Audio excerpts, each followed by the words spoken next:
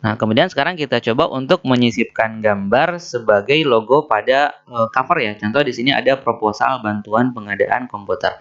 Nah, saya ingin menyisipkan gambar di tengah-tengah cover ini. Maka caranya adalah pertama kita klik dulu di area tengah-tengah covernya sampai kursornya aktif di sini. Lalu klik insert, lalu picture. Kemudian tinggal kita pilih gambarnya yang mana. Misalnya saya pilih gambar yang ini. Kemudian insert. Nah, ternyata gambarnya sama seperti tadi, terlalu besar, tinggal kita kecilkan. Kita kecilkan lagi, sesuaikan dengan kondisi ya.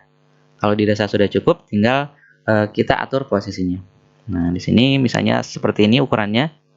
Nah, untuk gambar yang kita masukkan ke dalam cover seperti ini saya sarankan tetap menggunakan mode inline with text ya. Jadi ini tidak usah kita rubah pilihan wrap text-nya, tetap kita pilih pada inline with text. Kalau misalnya di sini dirasa kurang ke bawah atau kurang ke atas, misal kalau kurang ke bawah, tinggal kita tempatkan kursor mouse-nya di atas gambar, kemudian kita tekan enter, maka dia akan ke bawah. Ini juga sama, ini kurang ke bawah, teksnya tinggal tempatkan kursornya di sini, lalu kita tekan enter. Nah, kalau misalnya ini kurang ke atas, tinggal kita tempatkan kursornya di sini, lalu tekan delete. Gitu, dan seterusnya ya. Jadi kalau kurang ke bawah, tinggal kita tekan enter di atasnya. Kalau kurang ke atas, kita tempatkan kursor di atasnya, kemudian tekan delete. Nah, itu untuk cara menyisipkan gambar atau logo ke dalam cover ya. Nah, sekarang bagaimana caranya jika kita ingin agar cover ini ada background-nya ya. Nah, caranya ada dua cara. Pertama, kita gunakan cara seperti ini. Kita klik menu page layout, kemudian page color, kemudian fill effect, kemudian picture, kemudian klik select picture, lalu tinggal kita cari gambar mana yang akan kita jadikan sebagai background. Kita pilih yang ini misalnya, kemudian insert, kemudian OK.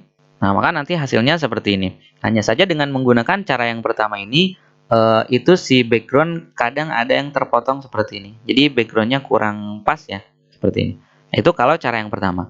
Nah, kita bisa juga menggunakan cara yang kedua, yaitu dengan cara klik insert sama seperti tadi, kemudian picture, kemudian kita pilih gambar backgroundnya, kemudian insert. Nah, kemudian agar gambarnya bisa kita pindah-pindah sesuai keinginan kita pilih dulu wrap text pada menu format ya. Lalu kita pilih behind text. Kemudian tinggal kita atur-atur posisinya. Kita geser ke atas. Nah, misalnya saya ingin sampai sini backgroundnya. Kemudian untuk memperbesar, kita bisa drag sudutnya, salah satu sudutnya seperti ini. Nah, sampai sini misalnya. Kita lihat ke bawahnya.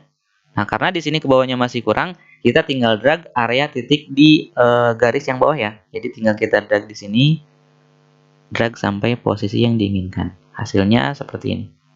Nah, kemudian karena gambar ini akan kita jadikan sebagai background, maka harus kita lakukan langkah ini ya. Jadi klik kanan pada gambarnya, kemudian klik send to back.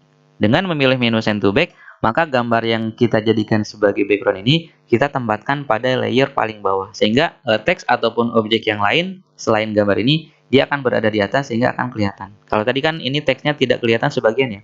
Nah, setelah kita pindah gambarnya ke layer paling bawah, maka semua objek akan kelihatan sehingga hasil akhirnya adalah seperti ini. Nah, ini kalau kurang ke bawah, tinggal kita klik saja di sini, lalu enter. Nah, gitu ya. Oke, saya rasa cukup untuk pembahasan